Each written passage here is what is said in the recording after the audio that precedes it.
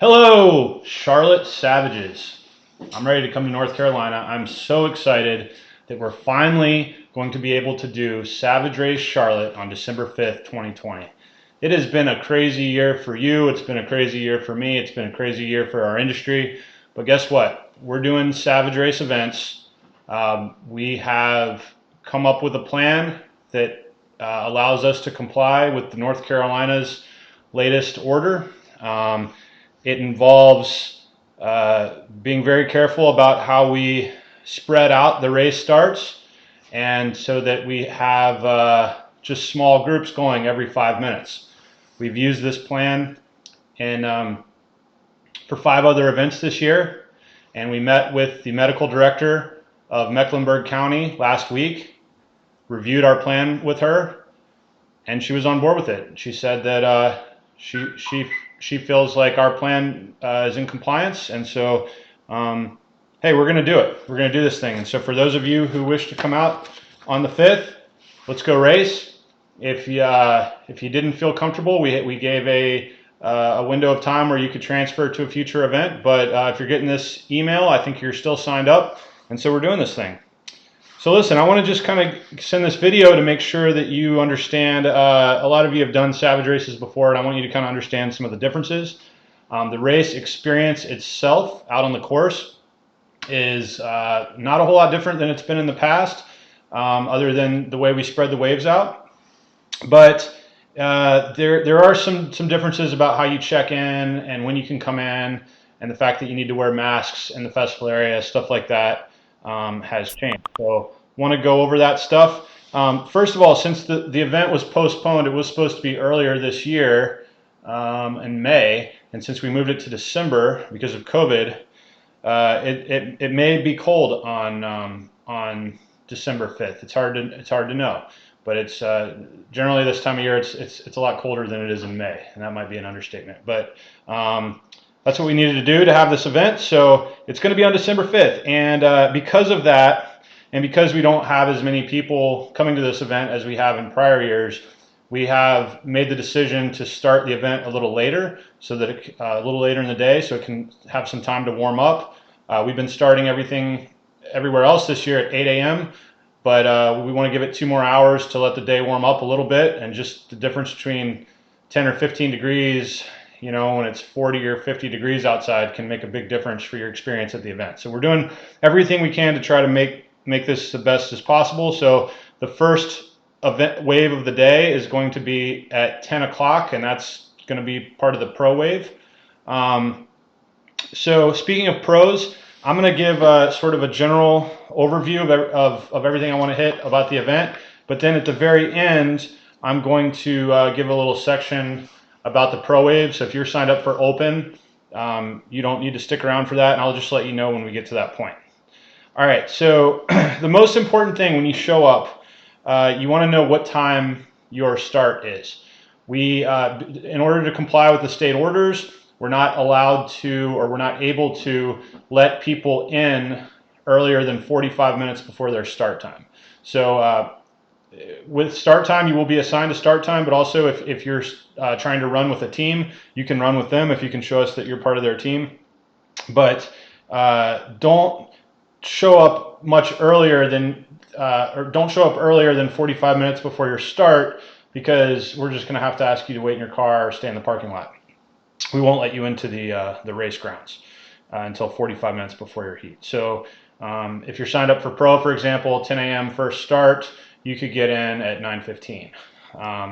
When you get to the gate, we're asking you to please wear a mask at the check-in. Any transactional type areas, check-in, around the start line, finish line. You know, if you're buying merchandise, things like that, these are all mask areas. But when you're out on the farm, and the spectators and participants alike can go out on the farm, you're not required to wear the mask out there, because there's plenty of room to socially distance. I mean, you can if you want to, but you don't have to out there. You don't have to wear a mask while you're actually running on the course. We've set the course up in such a way that it's easy to spread out, get plenty of space, so you can come and do the event without having to wear a mask when you run. We do have hand sanitizer out on the course, so that will be available for your use pretty much after every obstacle. or sometimes every other obstacle, but there's a lot out there. So if that makes you feel more comfortable, you can use that. Yeah, so let's see, what else do I need to hit here? We've sort of talked about those. Oh, so on the entry, so yeah, right. So I already talked about getting there 45 minutes before your start. Make sure you have your ID with you, and that will get you right in. If you want to prepay for parking, we sent an email out where you can prepay for parking. That's a really great way to just zip right through. All you need to do is give them your name, or you just show them a receipt on your phone and you get right through. You don't have to pay when you get there. You can do the same thing for future race entries. You can do it for bag check, parking. We do have VIP parking. Get right up nice and close, which will be nice, especially if you're cold after the event. You can get in your car and warm up a little bit. Speaking of the cold, okay, bring warm clothing.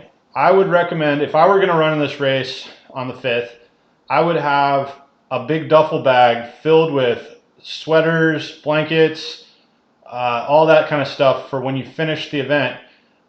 You know, there are water obstacles on this course. You're not required, unless you're in the pro wave, you're not required to get wet. You can go around water obstacles, but I know a lot of you aren't going to want to do that and are going to, and like, for example, if you want to go down Colossus, that's one of our best obstacles, and it's got a water slide. So, you know, you're going to get wet if you go down the water slide, obviously.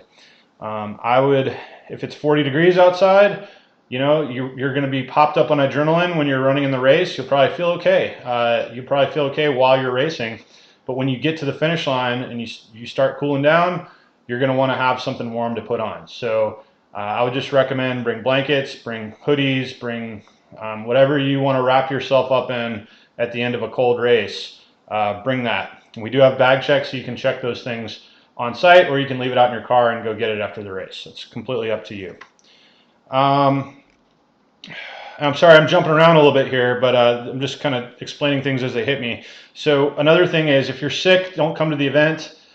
We do have COVID screeners, medical staff screening for COVID symptoms at the front. So if you're sick or have symptoms, don't even bother. Just don't come. We'll transfer you. But yeah, so we're checking temperatures.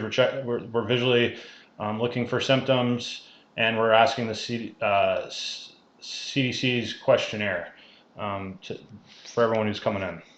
Make sure you have your waiver with you when you come in. That'll make things a lot faster. We will have waivers on site, but if you can get that printed out at home, signed, it's just going to help you speed right through. We talked about masks. You got to have them at check-in. You got to have them in the festival zones. We will have some masks there, but if you can bring your own, that's even better. And we will have masks at the finish line. If you don't carry one with you through the course, then you can just grab one at the finish line. As I mentioned, small groups every 5 minutes. The start corral will be marked on the ground to allow for social distancing in the start corral. And once you're out on the course, there's plenty of room to space out. We will have water stations on the course that will use sealed bottles of water for hygienic reasons. This is a cashless event, but we take credit cards everywhere. So yeah, if you have your credit card, you'll be fine, and you can also prepay for things, as I mentioned before. Other stuff to know: parking's $10, VIP's $20, bag checks $5. Those are all optional. Well, if you have a car, it's not optional, but you can get dropped off. Bag check's optional. Future vouchers, we are selling. Always the best way to buy a ticket for the best price is to buy it on site for your next event. And so Alex Brown will be in the Savage Syndicate tent where we'll be selling those future vouchers. So you can actually pre-buy those, but you have to be on site to collect. You can pre-buy them before, or you can just buy them when you get to the event. Let's see here. What else? Let's go over the schedule real quick. So get over to that here. Okay. So as I mentioned, gates open at 9:15 for people who are running in the pro, and then let's see. Our junior wave is, well, it's not a wave. We're going to be letting juniors run between 12 and 12:30. So about every 5 minutes, we're going to be letting little groups of juniors go. So if you get over to the junior arch between the times of 12 and 12:30 p.m., that's when you will go with your kids. The last official start time is 1 p.m. So You can always move back if you want to run later in the day, but don't come and expect to run any later than 1 p.m. because that's going to be our last time. Yeah, so let's see here. All right, so that kind of sums it up for our open waves. If you're sticking around from here, I'm going to tell you some more things about the pro waves, but open waivers you can watch or smell you later. Okay, pros, how are you doing? All righty. So pro waves going a little differently than normal. Okay, so if you haven't done a Savage this year, you might not know that we actually are doing the pro. We're doing multiple pro starts every 5 minutes, and so we used to do that all at once. And so here's the way that works. If you think you are in contention for a top 3 finish, first, second, and third overall, male or female, we got to get you in that first wave. But you have to qualify for it. So fill out the pro survey. There's a series of questions. Basically what we're looking for are people who have placed in the top 5 at a major obstacle course race in the last few years. In some cases, we're looking for multiple finishes. So not every pro is going to be able to make that cut. And the only way that would even matter to you is if you were in contention for the first, second, and third overall. The rest of the heats are all eligible for age group. The rest of the heats are all going to be based on chip time, so when you start and finish. So you're running against the clock. Like someone could actually start ahead of you or start behind you and still beat your time. So just you got to understand that. That's for the age group awards. For the first, second, third overall, though, got to get in that first heat, and it's going to be who crosses the finish line first. If you have any questions about that, tag us in the Savage Syndicate channel on Facebook or email support@savagerace.com. But those top level pros, the fastest ones, and you are if you've ever won a Savage or a Spartan, then make sure you fill out that survey so that we can get you in that first wave. The awards, we won't have an awards ceremony because we can't group everyone together like that, but we will have the awards available for pickup at the volunteer tent, and they should be ready around 12:45. We've got a 2-hour time cutoff on the pro wave, so if you're going to qualify, you need to keep your band and you need to finish within 2 hours, but after that, we're going to start giving out the awards around 12:45. Sometimes we can get them a little sooner, but go check in with the volunteer tent after you run, and that's where you can find out about that. Besides that, folks, like everything else is pretty much the same as normal. Make sure you familiarize yourself with the pro rules for the event on our website, and they should be linked. There should be a link to our pro rules in the information email that we send out.